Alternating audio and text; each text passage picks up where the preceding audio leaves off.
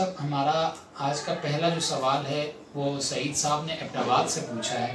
وہ کہتے ہیں کہ ایک شخص ہے جس نے اپنی بیوی کو طلاق دی ہے، لکھ کر بھی اور زبانی بھی اس نے اپنی بیوی کو طلاق دی ہے، اور اس کے بعد وہ اپنی اسی طلاق دی ہوئی بیوی کو لے کر دوسرے شہر کراچی میں چلا گیا ہے اور وہاں پر اس کے ساتھ رہ رہا ہے۔ ایسا کرنا جائز ہے؟ طلاق کی کیا حیثیت ہوتی ہے اور طلاق کس طریقے سے واقع ہوتی ہے؟ اس کے اوپر کچھ روشنی ڈالیں۔ طلاق کس طرح؟ وہ ایک دی ہے، دو دی ہیں، تین دی؟ طلاقیں انہوں نے لکھ کر بھی دی ہیں اور زبانی بھی 3 طلاقیں دی ہیں۔ اچھا، اس کے بعد بھی وہ ان کو لے کر دوسرے شہر چلے گئے اور وہاں پر ان کے ساتھ رہ گئے۔ انتہائی افسوس کی بات ہے۔ دیکھیں، بعض رشتے وہ ہیں جنہیں اللہ تبارک و تعالیٰ نے بنایا ہے، اور بعض رشتے وہ ہیں جو انسان خود بناتا ہے۔ جو رشتے اللہ نے بنائے ہیں وہ ختم نہیں ہوتے، ختم کرنے سے بھی ختم نہیں ہوتے۔ جس طرح آپ دیکھیں باپ اور بیٹے کا رشتہ ہے، بیٹا لاکھ کہتا رہے کہ میں اس کو باپ نہیں مانتا، یہ میرا باپ نہیں ہے، یا بیٹا یہ کہے، باپ کا انکار کرے، یہ باپ بیٹے کا انکار کرے، تو انکار کرنے سے بھی رشتہ نہیں ٹوٹتا، بہن بھائیوں کا رشتہ نہیں ٹوٹتا۔ لیکن بعض رشتے ایسے ہوتے ہیں جو ہم نے خود قائم کیے ہوتے ہیں۔ جو ہمارے قائم کردہ رشتے ہیں ان میں ایک نکاح کا رشتہ ہے، کیونکہ یہ ہم نے بنایا ہے۔ ایک اجنبیہ کے ساتھ جب نکاح ہوتا ہے تو وہ آپ کی بیوی بن جاتی ہے، آپ کا حرم بن جاتی ہے۔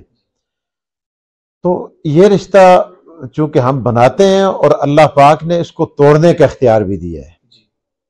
جس طرح نکاح سے یہ رشتہ بن جاتا ہے، طلاق سے یہ رشتہ ٹوٹ جاتا ہے۔ اور طلاقیں 3 ہیں۔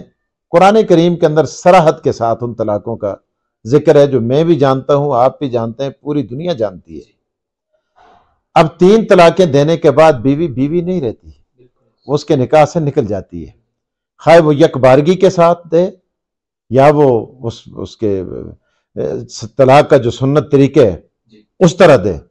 بعض لوگوں کو یہاں یہ مغالطہ بھی ہوتا ہے، جس طرح بہت سے لوگوں کو دھوکہ دیتے ہیں اور اپنے مسلک اور اپنی جماعت کو بڑھانے کے لیے، وہ دھوکہ دینے کے لیے یہ کہتے ہیں اور جی 3 طلاقیں تو واقعی نہیں ہوتی۔ یہ دیکھو حدیث کے اندر آتا ہے، حضور علیہ الصلوۃ والغضبان اور رسول اللہ صلی اللہ علیہ وسلم، حضور علیہ السلام غصے ہوئے، حضور کا چہرہ سرخ ہوا۔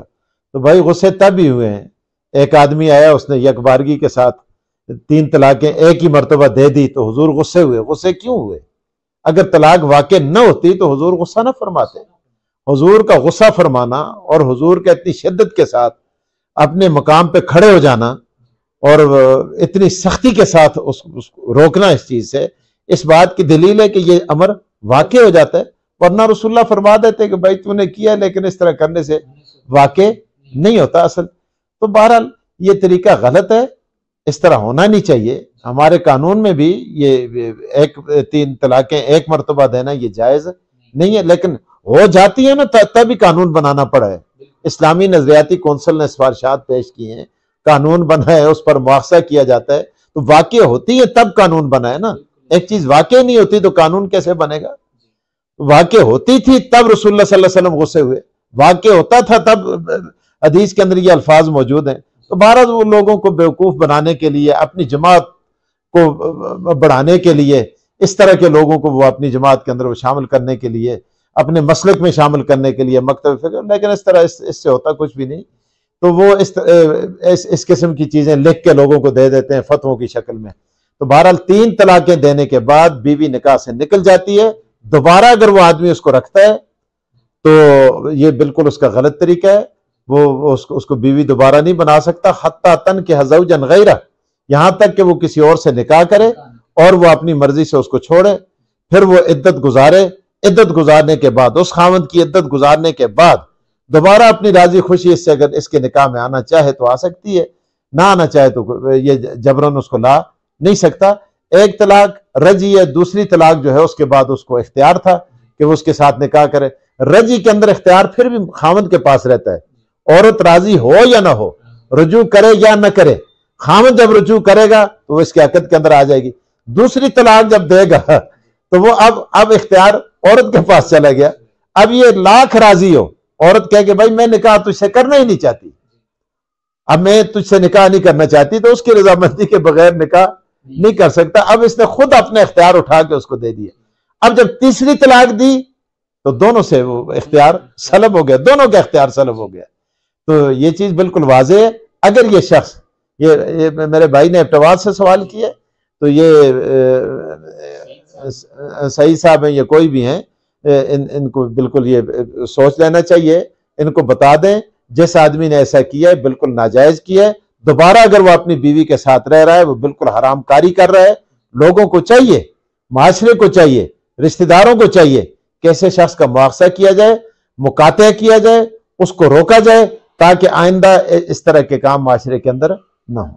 تو مولانا صاحب جیسے بھی آپ نے عرض بھی کیا کہ فتویٰ لوگ لے لیتے ہیں، تو جو لوگ اپنے من چاہی فتویٰ لے لیتے ہیں یا جو فتویٰ دے دیتے ہیں، حقیقت کچھ اور ہوتی ہے، لیکن لوگ ایک فتویٰ لے کر اس کام کو کرنے لگ جاتے ہیں. تو کیا کسی فتوے سے کوئی حرام چیز حلال بھی ہوئی ہے، کوئی ناجائز کام جائز بھی ہوا ہے؟ دیکھیں کتنا اچھا سوال آپ نے فرمایا ہے. فتویٰ ایک آدمی اگر آ کے لیتا ہے، مثلا میرے بارے میں اگر کوئی آدمی یہ لکھے خدا نہ خواستہ کہ جی فلاں مولوی صاحب نے اپنی بیوی کو 3 طلاقیں دے دی ہیں اور کیا وہ اب اس کی بیوی رہی ہے یا نہیں رہی، تو ظاہر مفتی نیچے لکھے گا، مفتی نے لکھنا ہے کہ بھائی 3 طلاقیں اگر دے دی ہیں تو وہ یہ اس کی بیوی نہیں. مفتی بیچارے کو کیا پتہ ہے، مفتی کراچی میں بیٹھا ہوا ہے یا وہ منڈا گچھا میں بیٹھا ہوا ہے یا کشمیر میں بیٹھا ہوا ہے. مفتی بیچارے کو کیا پتہ ہے حقیقت حال کیا ہے. مفتی ہے نا، قاضی تو نہیں ہے.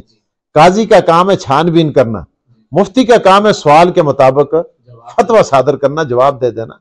اب اگر یہ سوال ٹھیک ہے تو فتویٰ ٹھیک ہے. اگر سوال ہی مفتی سے آپ نے غلط کیا ہے، آپ نے سوال کے اندر اس چیز کو چھپایا ہے یا ہیر پھیر کی ہے، تو وہ سائل پر ہے، سائل ہیر پھیر کرتا ہے. تو جواب دینے والا تو سوال کو دیکھ کے جواب دیتا ہے، ایک بات. دوسری بات یہ کہ اگر کوئی آدمی غلط جواب دیتا ہے، مثلا آپ کسی مفتی سے یہ کہتے ہیں جا کے کہ بھائی فلاں آدمی نے واقعی اس نے 3 طلاقیں دی ہوتی ہیں، اور پھر وہ مفتی فتویٰ دے دیتا ہے، تو مفتی کے فتویٰ دینے سے جائز ناجائز نہیں ہوتا، ناجائز جائز نہیں ہوتا، حلال حرام نہیں ہوتا، حرام حلال نہیں ہوتا، جب تک فی الواقع وہ چیز شریعت کے مطابق نہ ہو.